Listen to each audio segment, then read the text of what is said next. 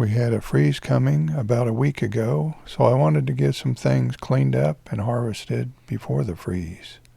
These are some beets that we made pickled beets out of. Here's a look at what we harvested from the first grow bag you saw, and another one that had smaller beets in it, and also a few from the green stalk planter. Here's a look at some carrots we harvested. All of these carrots came from one grow bag. I did a video on this carrot harvest, and if you haven't seen that yet, I'll put a link down below. I took some of the smallest beets and put them back in the ground, and I'm hoping to get them started enough that they'll make it through the winter so I can save seeds next year. I also harvested some of the peanuts, and this is what we ended up with on 3 plants. I had 5 plants originally, but 2 of them ended up victims of the gophers. Even though we were in the middle of October, I still had one Rosella purple tomato plant that had tomatoes on it. And this is what we ended up with. Once some of these finished ripening, we had us our last BLT of the season. We had lots of peppers that were still on the plants, so I needed to finish harvesting them before the freeze. It was quite a job. Here's a look at what I harvested in the morning, and I also harvested some in the afternoon. Most of the ones you see in the bowls here are for saving seeds from. I've had quite a few people ask about seeds, and some of these will be for sale on mattspeppers.com.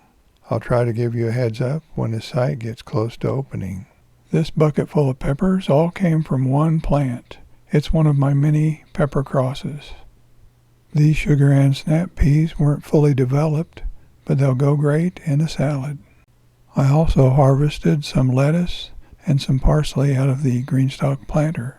I don't know how many of you tried to see the comet recently, but we went out the first evening and it was too cloudy. The second time we went out, though, conditions were perfect and I was able to get this shot of it. Here's what the garden looked like the morning after the first freeze. As you can see, none of the peppers made it, but there were a few survivors, like the parsley, some cilantro we had planted, we had some lettuce in a grow bag, some peas, they survived. We harvested a grocery bag full of cilantro, and that's going to come in pretty handy later.